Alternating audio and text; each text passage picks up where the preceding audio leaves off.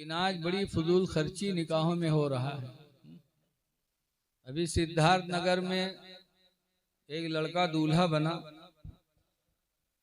तो उसके बाप ने छत पे खड़े होके बारातियों के ऊपर 500 के नोट 30 लाख रुपया इसे निछावर कर दिया। ये क्या है? आज हमारे लड़के अपने लड़के को हम पढ़ा नहीं पाए और दूल्हा बना के इतना हम लुटा रहे हैं। आज हमारी कौम प्यासी है डॉक्टर की, आज हमारी कौम प्यासी है वकील की, लेकिन हम अपने बच्चों को नहीं बना पाते। आलिम की प्यासी है हमारी कौम, अपने बच्चों को आलिम नहीं बना पाते। बहर कैफ अल्लाह हमको आपको बड़ी सादगी के साथ निकाह करने की तौफीक अता फरमाए। रसूलुल्लाह सल्लल्लाहु अलैहि वसल्लम ने भी निकाह फरमाया। हुजूर की एक बीवी थी सफिया, सफिया हबशा में थी, हुजूर मदीने में थे। गायबाना निकाह हुजूर का हुआ। हबशा का बादशाह नज्जाशी उसने वकील रखा, हुजूर की तरफ से भी और सफिया की तरफ से भी, और हुजूर का निकाह गायबाना फरमाया। उसके बाद सफिया को मदीने से रुखसत किया, मक्का हबशा से, और मदीना आई तो सरकार ने भी वलीमा फरमाया था। वलीमा में सरकार ने क्या किया था? रोटी का मलीदा बनवाया और मदीने में तकसीम कर दिया और फरमाया, ऐ लोगो यही मेरा वलीमा। हुजूर चाहते तो बहुत कुछ कर सकते थे।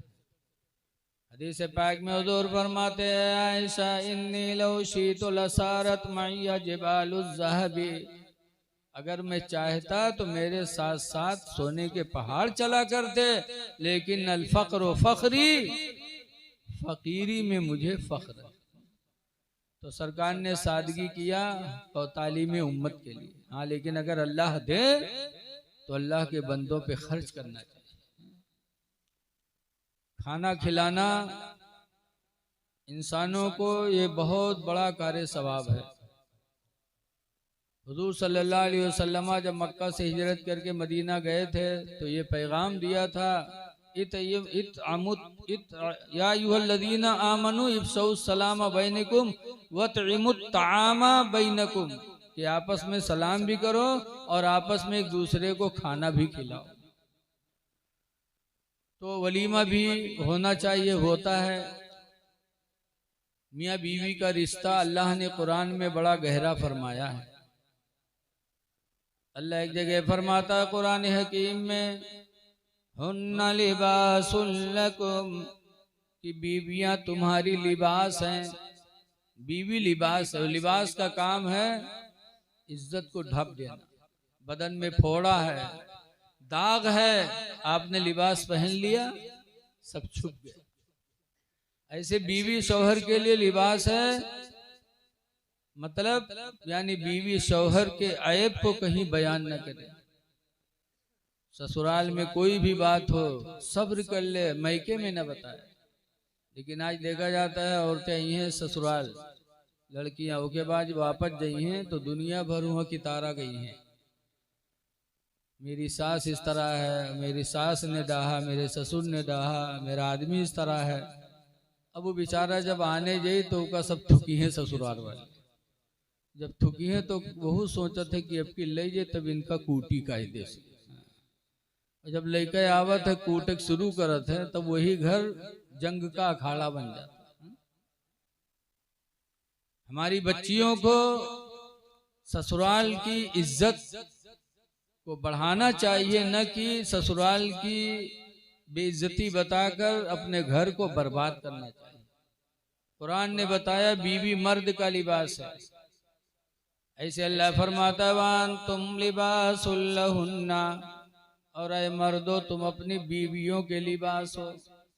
मर्द भी बीवी का लिबास है कि मर्द भी अपनी बीवी की कहीं कमी न बयान करे, कहीं उसके ऐब को न बयान करे, बल्कि सब्र कर ले और अपनी बीवी की तारीफ ही करे। और जब बीवी सुनेगी तो अपने शौहर से और ज्यादा मोहब्बत करेगी, घर को मिसले जन्नत बना के रखेगी। तो मियाँ बीवी एक दूसरे के लिए लिबास है। लेकिन आज तालीम न होने की बुनियाद पर न बीवी शौहर की कदर कर पाती, न शौहर बीवी की कदर कर पाता।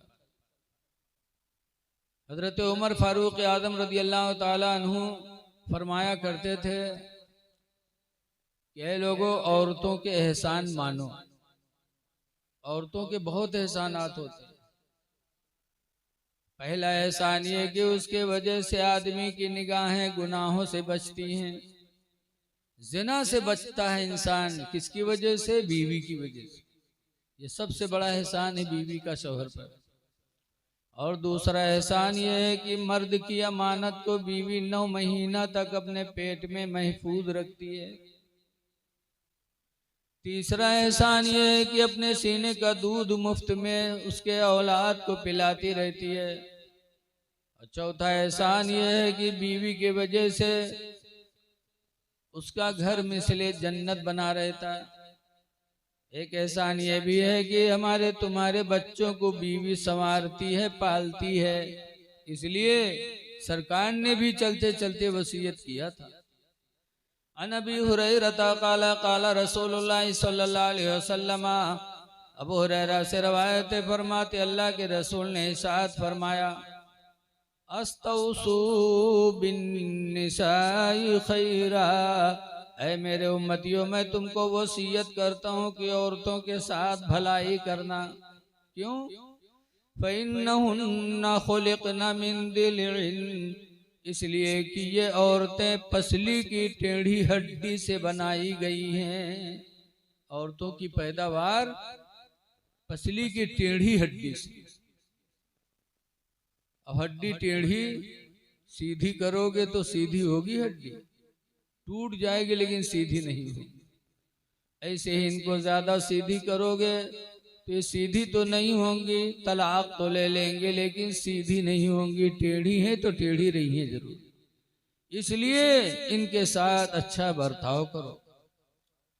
आदम अलैहिस्सलाम जन्नत में थे, मायूस रहते थे। अल्लाह ताला ने फरमाया, आदम मेरी जन्नत में कोई कमी है? तुम मायूस रहते हो जन्नत में? कहा अल्लाह जन्नत में सब कुछ है लेकिन एक चीज नहीं। कहा क्या?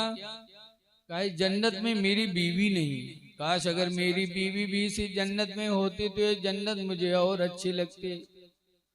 तो अल्लाह ताला ने आदम अलैहिस्सलाम को नींद दे दिया। आदम अलैहिस्सलाम को आंख लगी, सो गए। सोए तो उनकी बाईं पसली की एक हड्डी अल्लाह ने निकाला और उस हड्डी से कहा कुन, हो जा। वो हड्डी आनन फानन हव्वा बन के तैयार हो गई, हजरत हव्वा। आदम अलैहिस्सलाम की आंख खुली, देखा हसीनो जमील हव्वा खड़ी है। पूछा अल्लाह ये कौन है?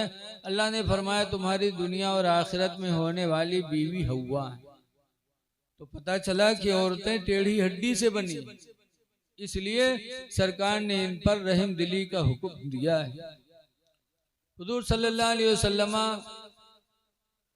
जिस बीमारी में विसाल किए, बीमारी में थे सरकार, तो हुजूर की बीवी हजरत आयशा कहती हैं कि रसूलुल्लाह सल्लल्लाहु अलैहि वसल्लम की बीमारी में तसले में पानी सामने रखा था, तो सरकार उस तसले के पानी में बार बार हाथ डालते। कभी कहते अल्लाहुम्मा रफीक़िल आला, अल्लाह मुझे अपने अच्छे साथियों में पहुंचा दे। कभी उस पानी में हाथ रखते और कहते अस्सलातु व मा मलकत ऐमानुकुम, ऐ लोगों मैं जा रहा हूँ लेकिन दो चीजों का ख्याल रखना। अस्सला, नमाज का ख्याल रखना, वमा मलकत ऐमानुकुम, और उनका ख्याल रखना जो तुम्हारे हाथों के मातहत हैं। मातहतों का ख्याल रखना, मातहतों पर जुल्म न करना। मातहत कौन है? बीवी है, बच्चे हैं, छोटे भाई हैं, छोटी बहनें हैं, मजदूर है, गुलाम है, जानवर हैं, ये सब हमारे तुम्हारे मातहत आते हैं। रसूलुल्लाह ने चलते चलते फरमाया था मातहतों का ख्याल रखना, यानी मातहतों पर जुल्म न करना। और नमाज के बारे में फरमाया था। आज हम लोग मजदूर रखते हैं तो उसके पीछे पीछे लगे रहते कि ताकि बैठे न एक को मिनट। अरे कम से कम ये सोच लेते कि हम इसके जगह पर गरीब होते, ये मालदार होता, ये हमको मजदूर बनाता तो हम पर कितनी तकलीफ होती। मजदूरों पे भी रहम करो, नौकरों पर भी रहम करो, जानवरों पर भी रहम करो। मेरे नबी की आखिरी वसीयत है कि मातहतों का ख्याल रखना और नमाज का ख्याल रखना, नमाज न छूटने पाए। लेकिन अफसोस है कि आज हमारे मुस्लिम कौम में भीख मांगने की आदत हो गई। कितने ऐसे कुर्ता तहमद दाढ़ी टोपी रख लिया और भीख मांगना शुरू किया। अल्लाह का वादा भूल गए। अल्लाह का वादा, या अय्युहल्लज़ीना आमनू इज़ा क़ुदियतिस सलाह, ऐ ईमान वालो जब तुम्हारी नमाज पूरी हो जाए, फंतशिरू फिल अर्द, तो जमीन में फैल जाओ, वब्तगू मिन फज़लिल्लाह, और अल्लाह की दी हुई रोजी को तलाश करो। तुम नमाज फजर पढ़ के जमीन पे फैलो, रोजी देने वाले हम हैं। अल्लाह फरमाता है नमाज पढ़ के रोजी तलब करो। आज हम नमाज नहीं पढ़ते और फिर भीख मांग के रोजी अपनाते हैं। कितनी शर्म की बात है। नमाज पढ़ने से अल्लाह ताला रिस्क अता फरमाता है, साफ सुथरा रिस्क देता है। लेकिन अगर नमाज पढ़ने के बावजूद भी तंगी रहे तो घबराना नहीं चाहिए, अल्लाह के फैसले पे राजी रहना चाहिए। लेकिन आज देखा जाता है नमाज पढ़े के बाद अगर कोनो मुसीबत है तो कहते नमाज पढ़े कहा है। जैसे एक आदमी रहा गांव में, यहाँ कबू नमाज नहीं पढ़े, न पंजगाना, न ईद, न बकरीद, न जुमा। गमों वाले कहा तो मनबे नहीं करे, छोड़े रहा है। तो गमों वाले को हुक्का पानी बंद कर दी। जब हुक्का पानी बंद कर दी, न कोई बोले न डोले, हफ्ता खाड़ गुजरा, बहुत मुसीबत के दिन के, तो ये मजबूर हुई के नमाज पढ़ेला। जब पढ़े लाग तो 5-6 दिन पढ़िस रहे, छठे दिन एक गाय लागत रहे, गईवा मरी गए। जब गईवा मरी गए तो गांव वाले पर बहुत खफा, कहा सारे नमाज पढ़े पढ़े मार गाय मराए दारी, नमाज न पढ़े तो गाय हमार मरत ना, अतना बड़ा जाहिल। तो के नीचे बछिया रहे, तो बछिया का बांधे के लिए एक दिन रस्सी पर, तो बछिया आये के पखौरा में गर्दना रगड़े लाग, तो भगाए दी तके फिर बरे लाग। बछिया तो बछिया दोबारा फिर रगड़े लाग, तो फिर भगा दिए। फिर तीसरी बार बछिया पलटी, जब फिर आए तो कहा थे चली जाओ, नहीं 2 रकात भरे खो तुम्हारे महतारी तो 6 दिन पढ़ा मारा है, तब 6 दिन पढ़ा है तब मारा है, और तुम 2 रकात भरी को चली जाए थे। ऐसे ऐसे जाहिल पड़े। नमाज पढ़ने के बाद, कुरान पढ़ने के बाद, नेक राह पे चलने के बाद जब मुसीबतें आए तो समझ जाओ कि अल्लाह ताला हमारे आमाल को कबूल कर रहा है। आजमाइशें मुसलमानों ही के लिए हैं। हमारे बुजुर्गों की जिंदगी हमारे आपके लिए नमूने अमल है। अपने इमाम आदम की जिंदगी देखो, अपने प्यारे गौस की जिंदगी देखो कि गौस आदम ऐसी परेशानी में कि घास खा खा के, दरख्त की पत्तियां खा खा करके गौस आदम ने इल्म दीन हासिल किया। कभी दीन से भागे नहीं, हर तकलीफ में सब्र का दामन गौस पाक छोड़े नहीं। तो अल्लाह ताला ने उन्हें वह मकाम अता फरमाया कि एक जमाना हो गया गौस को दुनिया से गए, लेकिन आज हम सबके दिलों में उनकी मोहब्बत बाकी है। तो इसलिए हमें अपने बुजुर्गों की जिंदगी को नजरों के सामने रखना चाहिए। हमसे ज्यादा मोहब्बत तो अल्लाह और उसके रसूल से पत्थरों ने किया। हम तो इंसान हैं, पत्थरों ने किया। हजरत मूसा अलैहिस्सलाम की तारीख देखो। मूसा अलैहिस्सलाम के कौम बनी इसराइल सब दरिया में नहाते थे, नंग धड़ंग होकर, कोई कपड़ा नहीं, सब ऐसे मिलके नहाते थे। मूसा अलैहिस्सलाम ने मना किया कि एक दूसरे के सामने नंगे होकर नहाना मना है। तन्हाई में हो तो नंगे नहा सकते हो, एक दूसरे के सामने नंगे नहाना मना है। लेकिन उनकी कौम न मानी। मूसा अलैहिस्सलाम अलग जाके दरिया में नंगे नहाते थे और कपड़े को एक पत्थर पे रख देते थे। उनकी कौम कहने लगी कुछ नहीं, मूसा अलैहिस्सलाम के बदन में दाग है, कोई ऐब है, उसी को छुपाने के लिए हम लोगों के साथ नंगा नहीं नहाते, अलग नहाते हैं। जब कौम मूसा अलैहिस्सलाम की इस तरह बुराई करने लगी तो एक दिन मूसा अलैहिस्सलाम जैसे कपड़ा उतार के पत्थर पे रखा और नहाने गए, वैसे वो पत्थर मूसा अलैहिस्सलाम का कपड़ा लेके भगा। जब भगा तो मूसा अलैहिस्सलाम दौड़े पकड़ने के लिए, वो पत्थर भाग रहा था कपड़ा लेकर और मूसा अलैहिस्सलाम खरीद रहे थे। कहते थे 120 हजर 120 हजर हजर, यानी ऐ पत्थर मेरा कपड़ा दे दे, ऐ पत्थर मेरा कपड़ा दे दे। लेकिन वो पत्थर भागता रहा, पूरी गली कूची में गया। मूसा अलैहिस्सलाम ऐसे नंगे दौड़ते रहे। सबने देख लिया कि मूसा अलैहिस्सलाम के बदन में तो कोई दाग नहीं, कोई ऐब नहीं है। जब सबने देख लिया तो पत्थर रुक गया। मूसा अलैहिस्सलाम ने कपड़ा लिया और पत्थर को डंडा मारा गुस्से में, तो पत्थर में दाग बन गया मूसा अलैहिस्सलाम के डंडे का। लेकिन जब मूसा अलैहिस्सलाम ने देखा कि जो कौम मेरी बुराई करती थी, पत्थर ने इन लोगों को बुराई करने से मना कर दिया, तो मूसा अलैहिस्सलाम को उस पत्थर से मोहब्बत हो गई, तो उस पत्थर को उठा के झोली में रख लिया। साथ रखते थे पत्थर को।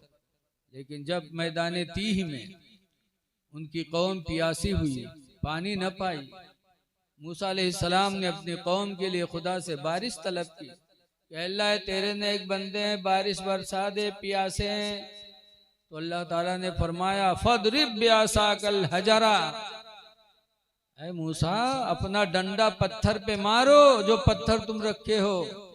मूसा अलैहिस्सलाम ने उस पत्थर पे फिर डंडा मारा तो कुरान में फन फजरत मिन हुस्नता शरता आईना, तो उस पत्थर से 12 दरिया निकले, 12 चश्मे निकल पड़े। 12 कबीले के लोग थे, सबके लिए अलग अलग चश्मा बहने लगा और सबकी घाट मुतय्यन हो गई। कहने का मकसद ये है कि पत्थर भी अल्लाह के नबियों से मोहब्बत किए, पत्थर को भी बर्दाश्त ना हुआ कि एक अल्लाह के पैगंबर की बुराई करें लोग, तो उस बुराई को पत्थर ने रोक दिया।